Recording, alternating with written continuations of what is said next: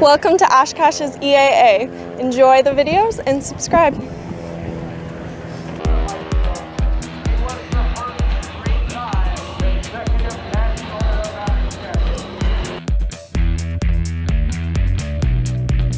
Alrighty, I'm standing in front of a Korean War vintage North American F86 Sabre. This is the kind of model that was in action in the latter part of the Korean conflict, or the Korean War. It's also made by North American, who's also the aircraft manufacturer that built the famous World War II P-51 Mustang. This aircraft was armed with 650 caliber machine guns. You can see the machine guns on either side, 3 to either side. And even though it was subsonic, a lot of pilots who flew her swore that this was the best handling aircraft that they had ever flown. You can see the wings are not straight, they're swept, so they take advantage of the latest aeronautical engineering expertise at that time. And their dogfights with Russian MiG-15s and MiG-17s were legendary. This model has a couple of drop tanks to extend the range of the airplane, which wasn't great to begin with, but it was extended quite a bit with the drop tanks, and it was capable of speeds of up to 650 miles an hour at sea level.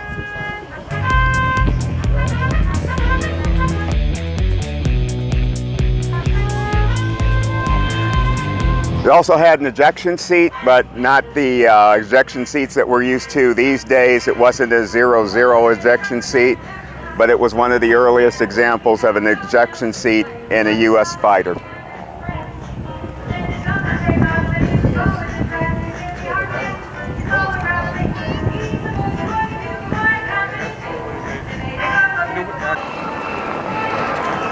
Here's a rather remarkable figure. Here's the stabilizer, the horizontal stabilizer, and here's the actual elevator. But notice here how the entire horizontal stabilizer can move up and down. Now again, this plane didn't have the greatest range, but it was rather maneuverable, rather nimble, and again was rather fast, and it had great acceleration, but not as good as the Russian MiG-15 that was pitted against in Korea. But it was still a remarkable plane for its time, and it's remembered as one of the more,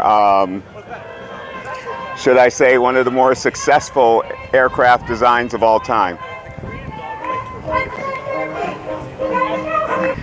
Now notice this plane is in its natural aluminum setting. And this is the reason why, is towards the end of World War II, the Allies figured out that having planes painted and not leaving them in their natural state was actually adding miles, subtracting miles per hour from the total speed. So it was easier to just leave it as it was delivered. And obviously you can see like the emblem and the call number and all that good stuff, but basically it's just as it came from the factory. This helps it slip through the air faster instead of having it painted. That actually slows the plane down a bit. And it is also, some of these planes were waxed so that when they were in combat, that would add an extra couple miles an hour to the total speed, top speed. So it's a lot easier to keep it in its natural state.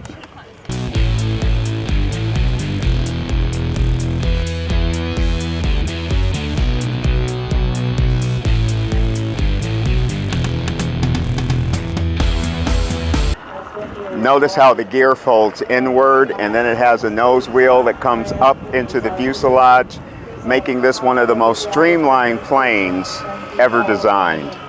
It was a remarkable feat of engineering, aeronautical engineering, and it was on the cutting edge of technology when it was introduced in 1952, or in the early 50s. Now there are a couple of two-seat F86 trainers that are around. I don't know of any personally, but I've heard that there are a couple. But I know for a fact that the Cowlings Foundation has an F4 Phantom that they offer rides in. You can actually get dual instruction time in a Phantom, but you've got to make a 2-day commitment because they train you on every aspect of the plane. So you can actually ride in a jet that's capable of Mach 1, Mach 2 and enjoy it.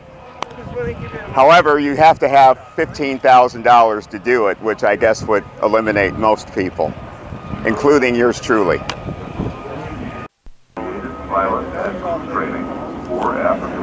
That is one of the few remaining B-17 Flying Fortresses that's flyable.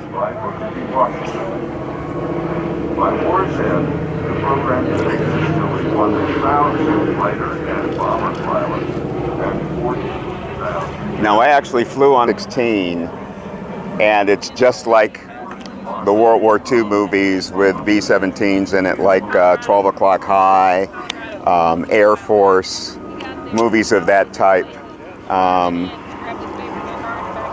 There were over 12,000 models of that plane, and of the 12,000, I think there's fewer than 10 that are flyable.